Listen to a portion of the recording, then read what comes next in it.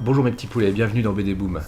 Aujourd'hui, un BD Boom consacré au roman graphique. On commence par le nouveau titre de Luz, Les Indélébiles chez Futuropolis. Donc Luz est un des auteurs, enfin un des dessinateurs phares de Charlie Hebdo. Donc depuis les attentats, il a laissé tomber. Pendant quelques temps, il n'a pas pu dessiner à cause du traumatisme. Et là, il nous revient avec Les Indélébiles, un roman graphique, témoignage, qui raconte, on va dire, son embauche à Charlie et sa vie à Charlie. Ça s'arrête avant les attentats, donc il n'y a vraiment rien de dramatique dedans. Il n'y a que de l'amour, il n'y a que de l'humour. C'était une équipe qui passait son temps à s'envoyer des vannes. On rit beaucoup, on redécouvre une époque qui va nous manquer beaucoup. Je vous le conseille vraiment, c'est un des beaux romans graphiques de cette année, Les Indélébiles, chez Futuropolis. Donc après un auteur confirmé comme Luz, on arrive à une première œuvre. Donc Sophénie carcérale chez Stenkiss, de Romain Duterre au scénario et de Bouquet au dessin. Donc premier roman graphique à la fois pour le scénariste et pour le dessinateur.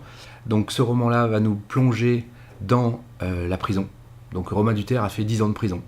Donc pas parce qu'il a été condamné, mais parce qu'il était coordinateur culturel à Fresnes. Donc un coordinateur culturel, qu'est-ce que ça fait? Ça essaye d'organiser des manifestations culturelles dans les prisons, et en particulier des concerts, faire venir des musiciens.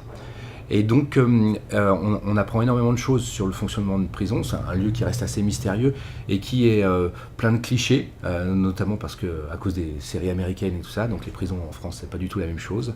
Donc là, il faut savoir qu'un détenu passe 22 heures sur 24 dans sa cellule, 1 heure de promenade le matin, 1 heure de promenade l'après-midi.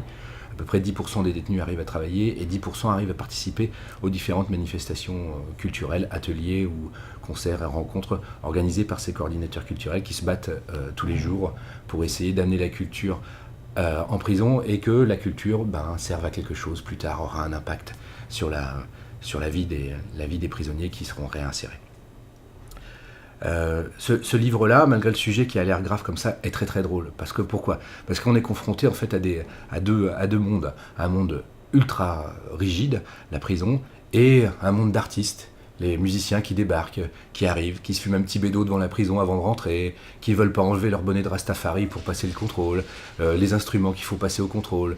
Enfin voilà, donc c'est la vie de Romano, donc le personnage héros, et en fait qui est le scénariste, qui à travers ce roman graphique à la fois drôle et très instructif. Donc ça, c'est une œuvre dont vous n'avez sûrement pas entendu parler, mais c'est un bouquin très sympa, Sophénie carcérale, je vous le conseille, chez Stenkiss.